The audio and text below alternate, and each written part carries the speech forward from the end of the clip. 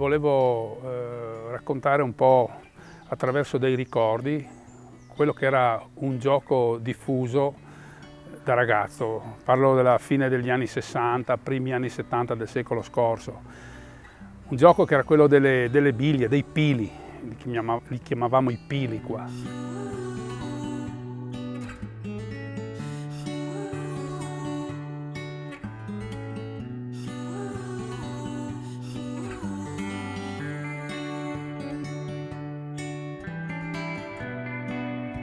Raccoglieva piccoli gruppi di ragazzi nei vari borghi e ci ritrovavamo anche poi tra borghi e il gioco delle biglie, dei pili, era un gioco frequente. C'erano diversi tipi di biglie, piccole, medie, grandi, di vetro, di ceramica, di terracotta e ce le disputavamo, no?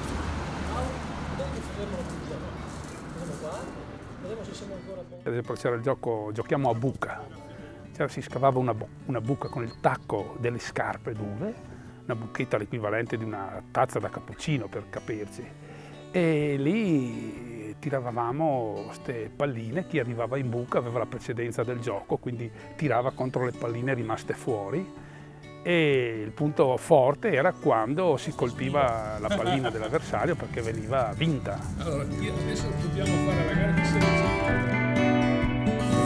Scegliamo tutti. No, lascia.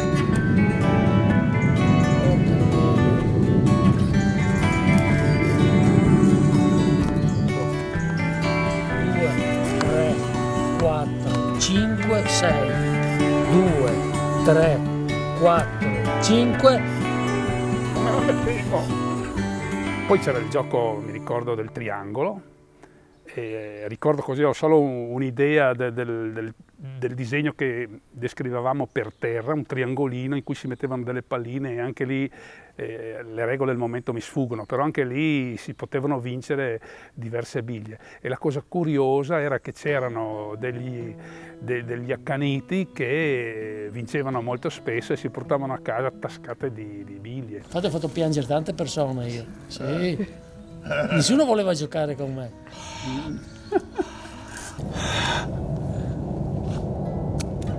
Quindi c'era sempre una corsa in negozio a comprare nuove palline, non avevano un costo esorbitante, però c'era un rifornimento continuo. Era un gioco frequente in quegli anni e si coglieva così l'occasione del tempo libero per correre lì a casa di un vicinante, di un amico vicinante, oppure in un angolo di una via. C'erano ancora tante strade che non erano asfaltate, quindi si creava una buca o si disegnava un triangolo e si giocava e si stava lì ore. Vediamo se è un po' di fortuna. Anche tu cammini dopo,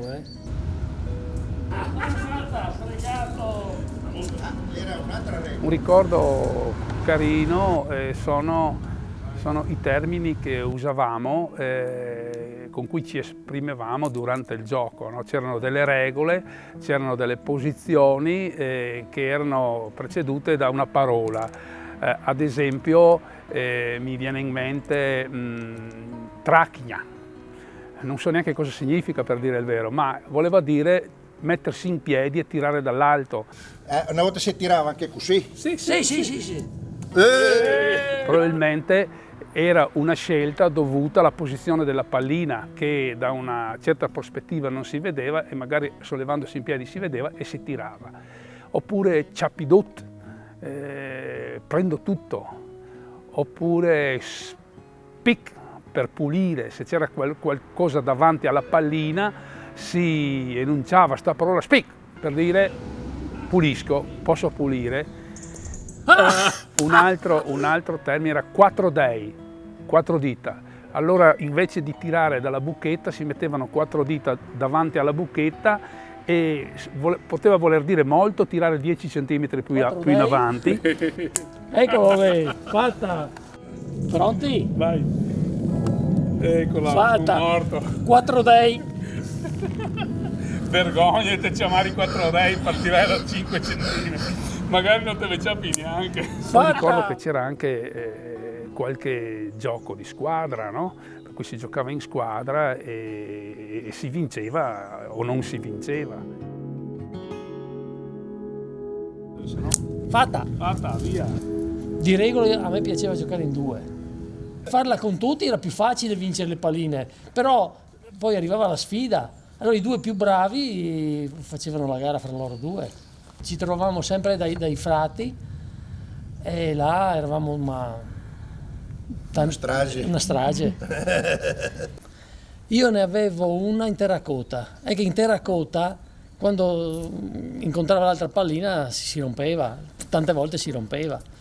Anche quelle di porcellana si rompevano, perché poi giocavamo anche con quelle in ferro, con le sfere dei cuscinetti. Però facevi anche fatica a tirarle, però quelle le spaccavi tutte. Spaccavi le palline, ti sì, spaccarle, sì. Ecco anche la posizione, c'era chi li teneva Aspetta. così, sì, così. Ecco. Oppure così, no?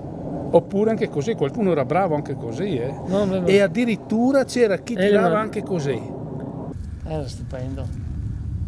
Oh, Quanti anni? ricordi, tanti, 50 anni fa.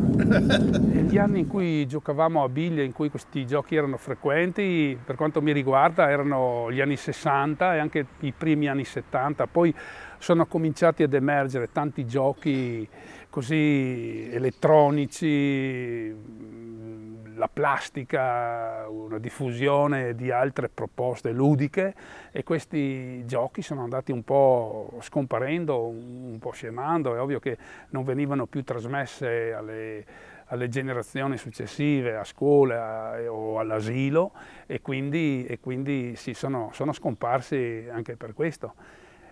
Però so che a Cordenons c'è anzi un signore che ha riesumato questo gioco proponendo dei tornei tra alcuni anni a cui partecipavano anzianotti nel ricordo dei giochi da bambini. Ricordo con emozione era proprio il fatto che ci si ritrovava in tanti e che era un gioco frequente e diffuso. Adesso tocca a me. Fatto!